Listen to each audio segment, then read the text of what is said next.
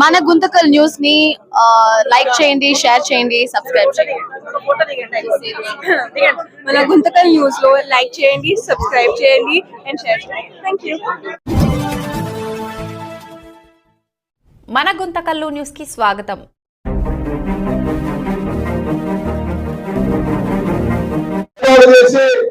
రక్తాన్ని చిందించి మరి ఏర్పాటు చేసుకున్నటువంటి చట్టాలని, సాధించినటువంటి చట్టాలని మరి ఈ రోజు నరేంద్ర మోడీ అధికారంలోకి వచ్చినటువంటి 12 సంవత్సరాల్లో ఆయన వాటన్నింటినీ తొందరగా తొక్కి ఈరోజు భారతదేశంలో బడా బాబులకు, పారిశ్రామికవేత్తలకు, అదేవిధంగా కార్పొరేట్ వాళ్ళకి ఊడిగలు వేస్తూ దేశ ప్రజలంతా కూడా వారికి ఊడిగలు వేయాలని చెప్పే పద్ధతిలో ఆయన పరిపాలన కొనసాగిస్తా ఉన్నారు.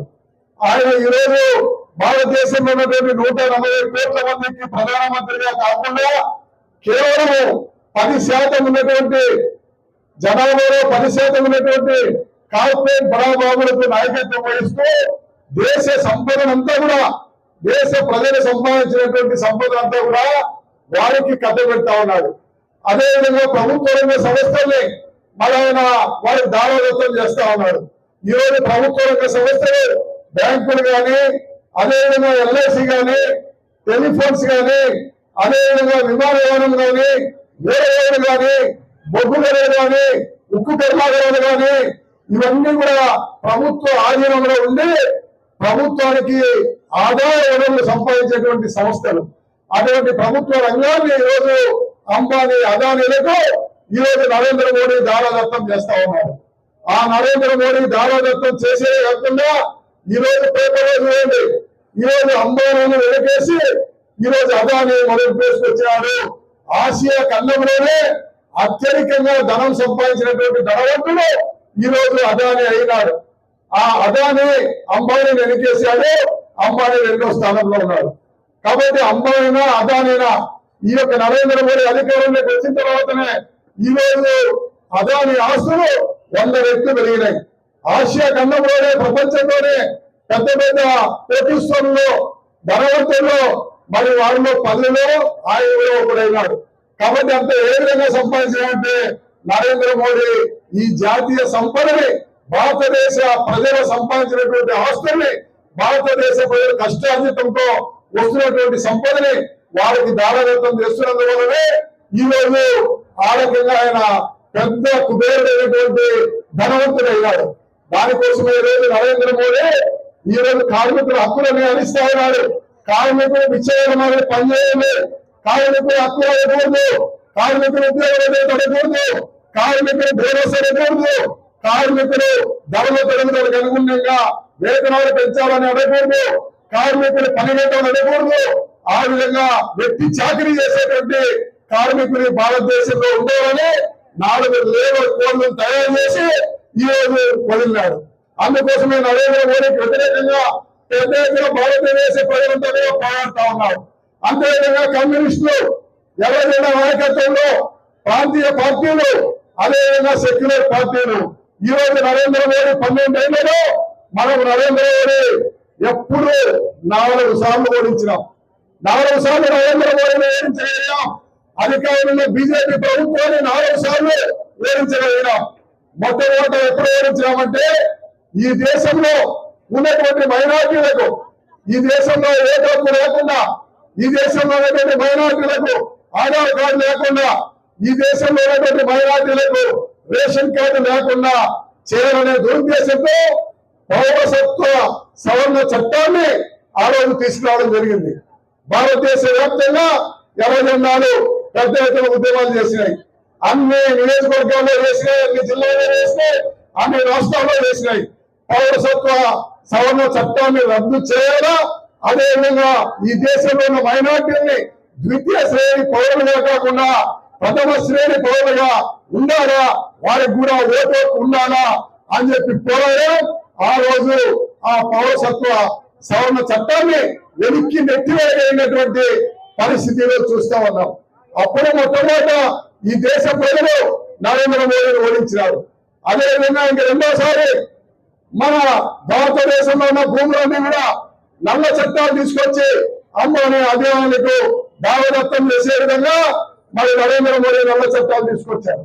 అంటే భారతదేశంలో ఉన్న వ్యవసాయ భూములన్నీ కూడా అంబానీ అదానీ కార్పొరేట్ సెక్టర్లకు పెట్టాలని, ఆ రైతులు వ్యవసాయ కూలీలుగా చేయాలని చెప్పి 3 నల్ల చట్టాలు తీసుకొచ్చారు. ఆ నల్ల చట్టాలకు వ్యతిరేకంగా మరి దేశంలో ఉన్నటువంటి రైతులు, ముఖ్యంగా పంజాబ్, హర్యానా, ఢిల్లీ, యూపీ, బీహార్ లో ఉన్నటువంటి రైతులు, ఆంధ్రప్రదేశ్ లో, కర్ణాటకలో, హిమాచల్ ప్రదేశ్ లో ఉన్నటువంటి రైతులు కరోనా సమయంలో కూడా లెక్క లేకుండా దాదాపు 1.5 సంవత్సరాలు ఆ ఢిల్లీ సరిహద్దుల్లో ఎక్కడ బంద్ చేయడం జరిగింది. అది ఒకరోజు జరిగిన 1.5 సంవత్సరం జరిగింది. 1.5 సంవత్సరం జరిగినటువంటి ప్రాణాలు పోయినాయి. ఎండలకు, వానలకు, అదేవిధంగా కరోనాతో ఎంతో మంది ప్రాణత్యాగం చేశారు. ఆ పరిస్థితుల్లో భారతదేశమే ఒక దిగ్బంధ వ్యవస్థను ఎదుర్కొంటా ఉంది. ఢిల్లీకి పోవాలంటే దారి లేకుండా చేశారు. కాబట్టి నరేంద్ర మోడీ వెనకడుగు వేసి ఆ నల్ల చట్టాన్ని ఉపసంహరించుకోవడం జరిగేది. ఆ నల్ల చట్టాన్ని ఉపసంహరించుకోవడంతో రెండోసారి నరేంద్ర మోడీని ఈ యొక్క భారతదేశ ప్రజలు ఓడించడం జరిగింది. ఇక మూడవది, మొన్ననే ఫిబ్రవరి 18వ తారీఖు సార్వత్రిక సమ్మె జరిగింది. ఆ సార్వత్రిక సమ్మెలో దాదాపు 30 కోట్ల మంది ఉద్యోగులు, కార్మికులు భారతదేశ వ్యాప్తంగా పాల్గొన్నారు. ఆ 30 కోట్ల మంది కుటుంబాలు చూస్తే సుమారు వాళ్ళ కుటుంబాలతో లెక్కేసుకుంటే ఒక ఇంట్లో 2 లెక్కేసినా 90 కోట్ల మంది, 20 కోట్ల మంది అవుతారు. అంటే నరేంద్ర మోడీకి వచ్చిన ఓట్లు 2 ఎకరాల మంది నరేంద్ర మోడీ వ్యతిరేకంగా సార్వత్రిక సమ్మె చేసినారు. ఆ రోజు కూడా నరేంద్ర మోడీ 3వసారి ఓడిపోయాడు. అదేవిధంగా ఇక 4వసారి నిన్ననే పార్లమెంట్ లో ఓడిపోయాడు. పార్లమెంట్ లో ఎన్డీఏ ప్రభుత్వం ఓడిపోయింది.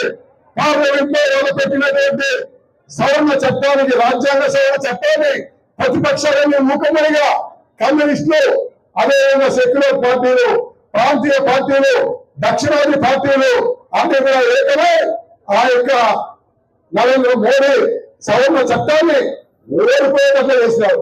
ఆఖరికి ఈ యొక్క 4 ఓటముల్లో 4 సార్లు నరేంద్ర మోడీ రాజీనామా చేయాలి సిగ్గుంటే. ఎందుకంటే పార్లమెంట్ లో ప్రభుత్వం పెట్టినటువంటి బిల్లు ఎప్పుడైతే అది వీగిపోయిందో, ఎప్పుడైతే ఓడిపోయిందో నరేంద్ర మోడీ తక్షణమే రాజీనామా చేయాలి.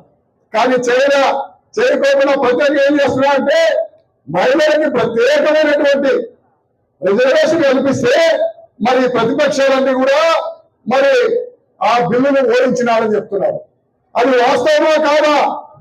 అది నిజంగా వాస్తవం కాదు, శుద్ధ అబద్ధము. అసలు నరేంద్ర మోడీ పెట్టినటువంటి బిల్లులో, నిన్న జరిగినటువంటి ఓటింగ్లో మహిళా రిజర్వేషన్ బిల్లే లేదు. దాంట్లో 133 రాజ్యాంగంలోని ఆర్టికల్ని రద్దు చేయడానికి అంశం మాత్రమే ఉంది. దాంట్లో మహిళా బిల్లు అనేది ఎక్కడ లేదు.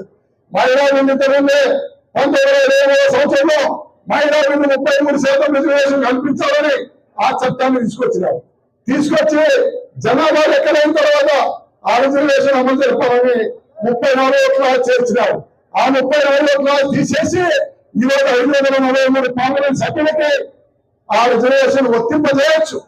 మళ్ళా పార్లమెంట్ లో అవసరం లేదు. ఆ చట్టాన్ని మరి సవరణ చేయాలి. చేయకుండా ఈరోజు మహిళా బిల్లు పెట్టకుండా నాటకాలు అవుతా ఉన్నారు. ఏమో నాటకాలు అవుతా ఉన్నారు?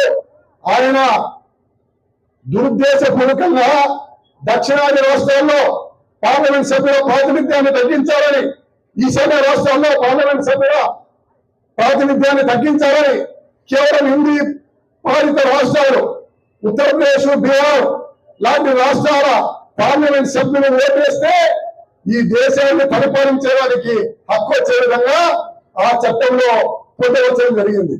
ఆయన మొదట చెప్పారు అమిత్ షా, నరేంద్ర మోడీ చెప్పినాడు, అయ్యా ఇప్పుడున్నటువంటి పార్లమెంట్ లో, ఇప్పుడున్నటువంటి అసెంబ్లీలో 50% మీకంతా కూడా సీట్లు ఎక్కువ వస్తాయని చెప్పారు. సీట్లు ఎక్కువ వస్తాయని చెప్పినారు కానీ నోటి మాట చెప్పినారు కానీ ఆ బిల్లులో లేదు, ఆ చట్టంలో లేదు. మీరు 50% సీట్లు ఇస్తామని మీరు ఆ విధంగా చెప్పిన వాళ్ళ బిల్లులో పెట్టారు కదా, పెట్టరా? మనకు ఆంధ్ర రాష్ట్ర విభజన సందర్భంలో కూడా మనకు ప్రత్యేక హోదా ఇస్తామని హామీ ఇచ్చినారంటే ఈ రోజు కూడా వారందరూ కూడా 50% సీట్లు వస్తాయని ఉత్త హామీ మాత్రమే కానీ బిల్లులో లేదు.